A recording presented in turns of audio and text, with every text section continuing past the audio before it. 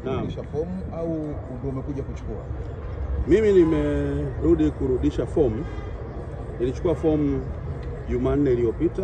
Nilituma mwakilishi wangu aje kuchukua fomu Jumanne iliyopita. Kwa hiyo leo nimerudisha nikiwa nimeweka attachments zote za msingi zinazotakiwa na hasa zile ambazo niliweza kuzipata katika mchakato wa kutafuta attachments.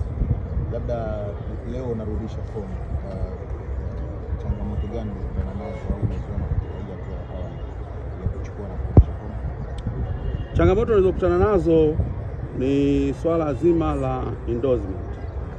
Of course mimi ni kwenye hii nafasi naweza nikasema confidently kwamba ni mzoefu kwa sababu nimeshawahi kushiriki kwenye huu uchaguzi miaka 8 iliyopita mpaka nikaingia kwenye box. Kwa hiyo ni mzoefu, lakini this time around tumekutana na changamoto ya kupata wadhamini kwa ajili ya kupata endorsement. Sasa tangu Jumanne nilivyochukua fomu nilikuwa najaribu kulifuatilia kwa karibu hili swala. Nimelifuatilia kwa karibu nikagundua kwamba endorsement ambazo zinatoka kwenye taasisi kama 47 ambazo ni washirika wa TFF pamoja na wadau wa TFF, kwa maana ya kwamba zile klabu 16 za ligi kuu, vyama vya mikoa 26 inakuwa 42 pamoja na vyama shiriki vitano, jumla inakuwa 47. Nimefanya ufuatiliaji wa kina na wa kutosha, nikagundua kwanza endorsement zimetoka kabla ya wakati. Wakati ni upi? Wakati ni pale tangazo la uchaguzi lilipotangazwa. Tangazo la uchaguzi litangazwa wiki iliyopita. Uchukuaji na urudishaji wa fomu ulianza Jumatatu iliyopita, leo Ijumaa ndio mwisho wa kurudisha fomu.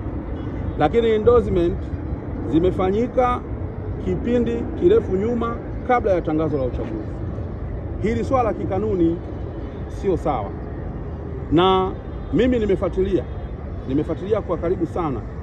Nimefuatilia mpaka kujua endorsement hizi zimechukuliwa na rais wa sasa, na mheshimu sana kaka yangu, mhasibu mwenzangu, Bwana Wallace Karia. Amechukua endorsement karibu zote kwa maana ya 46 except moja. Sasa kanuni za uchaguzi ibara ya 10 kifungu cha 4 na cha 5 vinaelekeza kwamba wagombea nafasi ya urais wanatakiwa wapate endorsement zisizopungua 5, yaani kuanzia 5 na kuendelea. Lengo la ile kanuni ni kuhakikisha kwamba hawa watu wanaokuja kugombea basi wawe ni watu ambao wanatoka kwenye familia ya mpira. Ndio lengo la ile kanuni.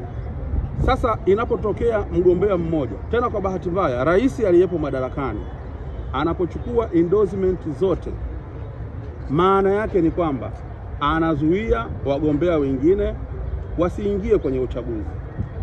Sasa intention ya kile kifungu cha katiba pamoja na regulation